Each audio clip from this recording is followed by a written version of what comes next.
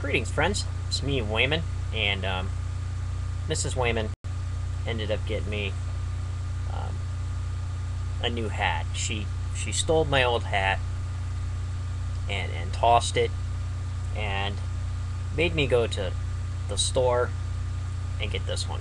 I'm gonna have to grow hair now. She likes it. Gotta wear it. Um, anyways, if you're married, you'll go through the same thing at some point in your life. Anyways, I found this awesome quote because I'm always excited about comparing religion and the metaphor to art and expression.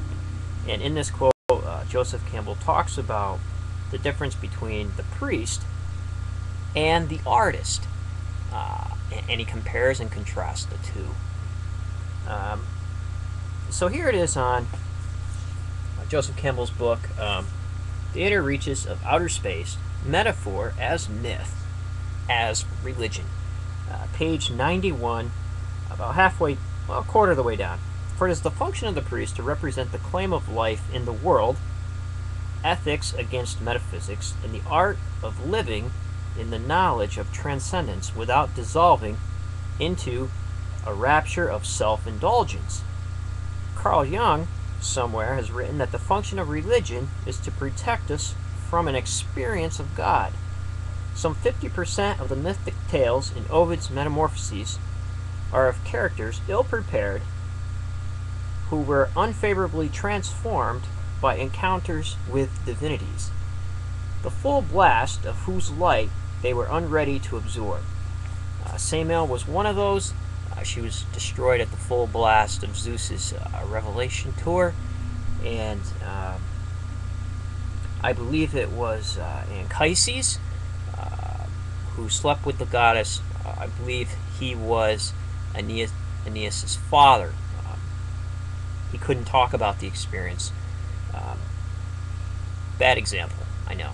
But those were two who had contacts with deities. The priest's practical maximums and metaphorical rites moderate transcendent light into secular conditions, intending harmony and enrichment, not disquietude or disillusion. In contrast, the mystic deliberately offers himself to the blast and may go into pieces. Like the priest, the artist is a master of metaphorical language. The priest, however, is vocationally committed to a vocabulary already coined, of which he is the representative. This is what I'm talking about, the difference between orthodox and why it's important sometimes to go on your own and not necessarily follow everything that is orthodox. However, if you're a priest or if you're a sacred teacher, then your terminology and your metaphors and your symbolism is already coined for you according to that belief system or theology. He is performing, the priest that is a performing artist executing scripts already perfectly wrought, and his art is in the execution. So you hear all the time about ministers complaining that, oh, you know, I have to get my sermons down to a first grade level for people to understand it. That's what they're about. Executing the teachings and the metaphors so that they can be absorbed by the individual.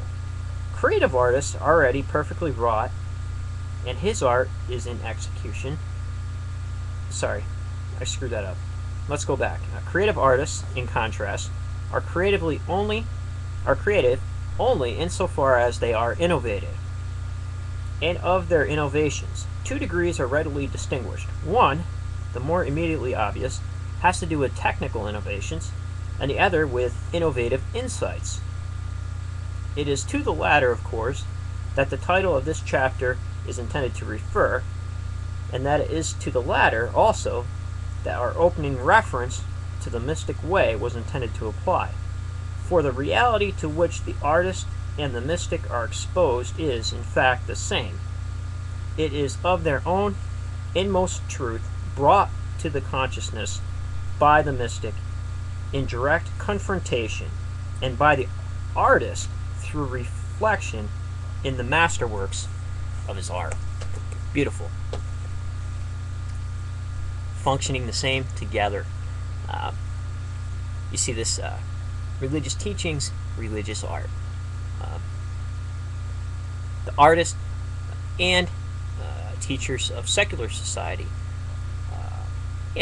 people who debate morality, ethics, also artists interpreting what is happening in the society through their innovative means.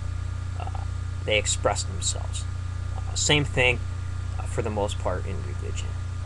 Expressing yourself through an innovative means. However, after a certain period, the theology, the belief system is coined into an orthodox system. Then it's based on execution and execution of those insights and teaching those symbols. Long time ago, the two used to be more combined than they are now. And especially in Native American tribes where you took part in both rituals and teachings as a whole of society. The whole tribe would be a part of this process.